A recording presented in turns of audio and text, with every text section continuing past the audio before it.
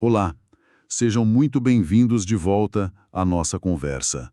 Hoje a gente continua a nossa série patrística, aquele nosso mergulho nos escritos dos primeiros grandes pensadores cristãos, os chamados pais da Igreja. Isso mesmo. E estamos mais uma vez com a obra monumental de Santo Agostinho, o Comentário aos Salmos.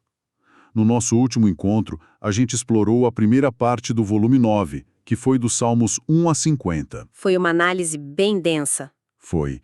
E agora a gente avança para a segunda parte, cobrindo os Salmos de 51 a 100. E o que Agostinho tenta responder aqui é uma pergunta que parece ter sido feita ontem, né? Com certeza. Como encontrar sentido e esperança num mundo que muitas vezes parece caótico, injusto, onde os bons sofrem e os maus prosperam? Exatamente. E para nos guiar nessa questão, Agostinho nos entrega uma imagem central, assim, quase brutal na sua honestidade. A imagem do lagar. O lagar. Para quem não conhece, o lagar é aquela prensa usada para esmagar uvas para fazer vinho ou azeitonas para fazer o azeite. Para Agostinho, a igreja no mundo é um grande lagar, um lugar de pressão constante. Uau!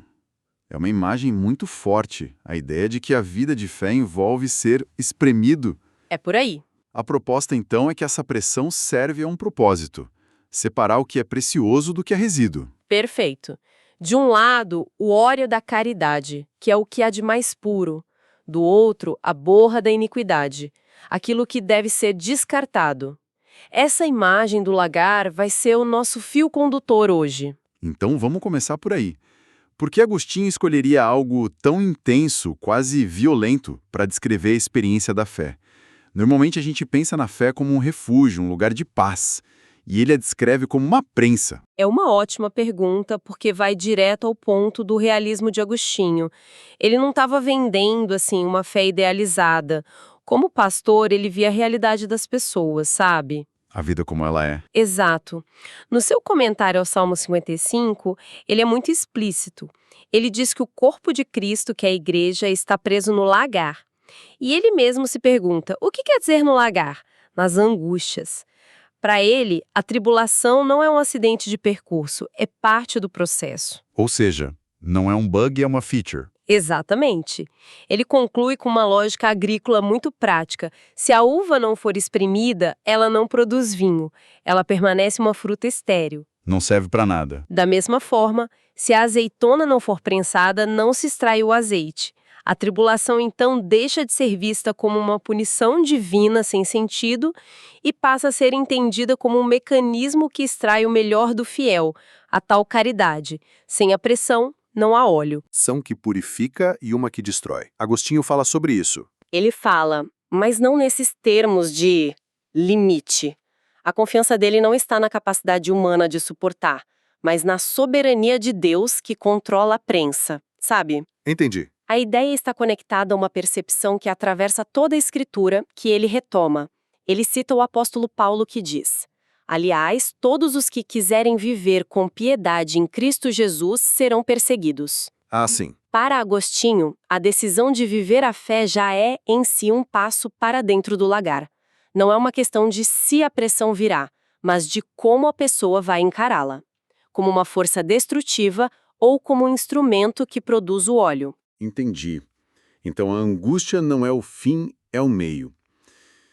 Mas isso nos leva diretamente à pergunta que eu imagino que todo fiel de Agostinho fazia na igreja dele e que a gente se faz até hoje. Eu sei qual é. Tudo bem, os justos estão sendo espremidos no lagar.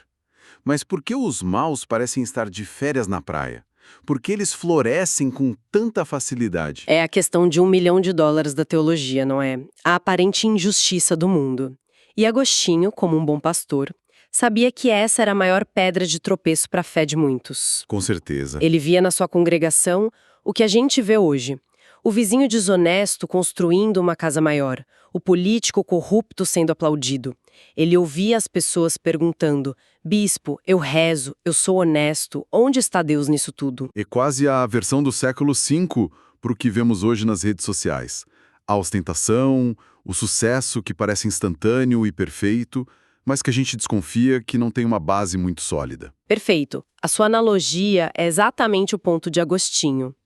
Para responder essa angústia, ele usa outra metáfora da natureza, tão poderosa quanto a do lagar, a metáfora do feno. Do feno? Sim. Comentando o Salmo 91, ele observa que os pecadores florescem como o feno. Pense no feno ou no capim. Ele cresce rápido, fica verdejante, vistoso, parece o auge do sucesso no campo. Mas qual é a natureza dele? É frágil, temporário. Um sol um pouco mais forte e ele seca. Exatamente. A glória do feno é passageira. Assim que o calor do juízo final chegar, ele seca e serve apenas para o fogo. Agostinho diz que a felicidade dos maus é vistosa, mas está destinada ao extermínio pelos séculos dos séculos. Mas ele não minimiza a dor de ver isso, né? De jeito nenhum. Ele reconhece como é difícil. Ele cita o Salmo 72, onde o próprio salmista confessa: meus pés quase escorregaram, por pouco não vacilaram os meus passos, pois eu tinha inveja dos soberbos, vendo a paz dos pecadores. Essa honestidade é impressionante. Ele admite que é uma tentação real, um sentimento humano quase universal. Sim, e a resposta dele não é um conselho para não sentir inveja, mas um convite para mudar a perspectiva, olhar para o fim do filme, não apenas para a cena atual. Mudar o foco. E aqui ele usa uma imagem chocante. Ele diz que a própria felicidade do pecador é a fossa, a cova, que se abre debaixo dos pés dele. Nossa! Porque cego pelo orgulho da sua prosperidade momentânea, ele não vê que está caminhando direto para a própria ruína. A prosperidade se torna a armadilha. Isso inverte completamente a nossa lógica de sucesso e fracasso. Então, a tribulação pode ser um processo de purificação e a prosperidade pode ser uma armadilha mortal. Como, então, Deus equilibra essa balança? Se a justiça parece tão distante, onde ela se encaixa nesse sistema? E essa pergunta nos leva ao coração da análise de Agostinho nestes salmos, que gravita em torno do Salmo 100. É um salmo curto, que começa de forma muito direta. Cantar-te-ei a misericórdia e a justiça, Senhor. Misericórdia e justiça. A ordem das palavras parece importante aqui. Para Agostinho, a ordem é tudo. Não é justiça e misericórdia, mas misericórdia primeiro e depois justiça. Ele desenvolve essa ideia de que a história tem duas fases. Nós agora vivemos no tempo da misericórdia.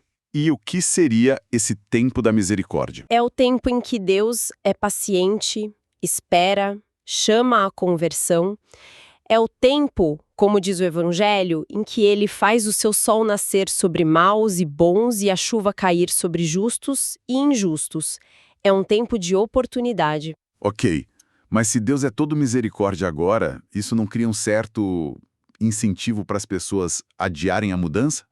Parece quase uma brecha no sistema, onde a pessoa pode pensar: eu aproveito agora, e depois eu vejo. A justiça fica para um depois que talvez nunca chegue na cabeça de alguns. Esse é o ponto exato que os críticos da fé levantam e que Agostinho antecipa. A resposta dele é clara. A misericórdia não anula a justiça, ela a precede.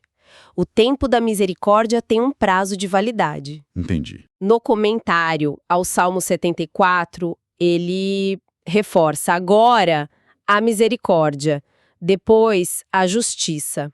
Uma não cancela a outra. A lógica divina, segundo ele, é a de um médico. Deus primeiro oferece o remédio, a cura, que é o perdão e a conversão. Um tratamento. Exato. Ele faz de tudo para curar o paciente agora, para que no dia do juízo ele não encontre um doente para condenar, mas um paciente curado para salvar.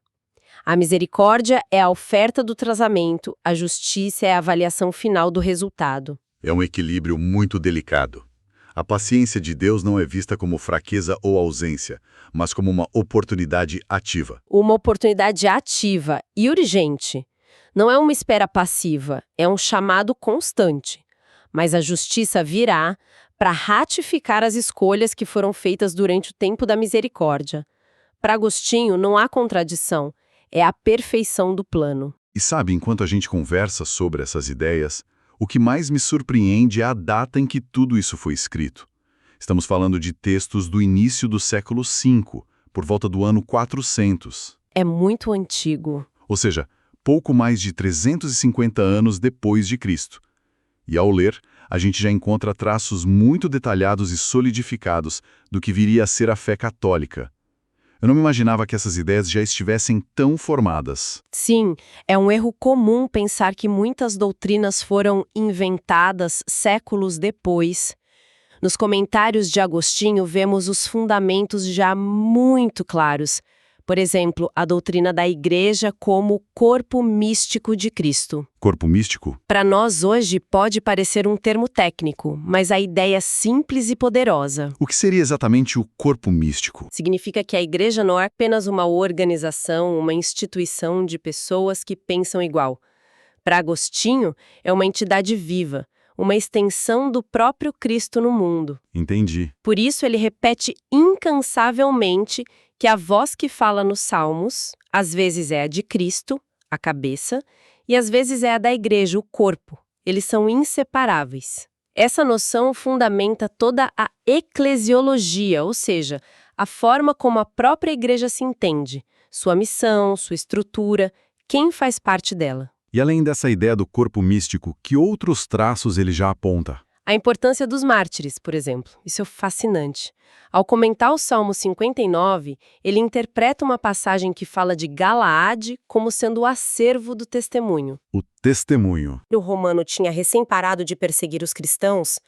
A memória daqueles que morreram pela fé já era um pilar central da identidade da igreja. Uau! Eles eram a prova máxima da seriedade daquela fé. Quer dizer que mesmo antes da igreja ter o poder político que teria mais tarde, a sua força moral vinha desses testemunhos. Sem dúvida. E um último ponto, talvez um mais forte em Agostinho, a ênfase na unidade.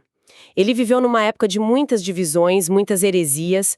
Para ele, o templo do rei, o lugar onde Deus habita, se encontra na unidade da igreja. A união. Quem se separa dela por orgulho ou discordância doutrinária está se auto-excluindo. Ele via a divisão como o maior dos pecados contra o corpo de Cristo. São conceitos de unidade, de testemunho e identidade coletiva que permanecem no centro do catolicismo até hoje. Então, o que a gente leva daqui hoje são 3 ideias quase contraintuitivas para a nossa forma de pensar. Primeira, a de que o sofrimento e as dificuldades, a tal prensa do lagar, podem ser produtivos e não algo a ser evitado a todo custo. Certo.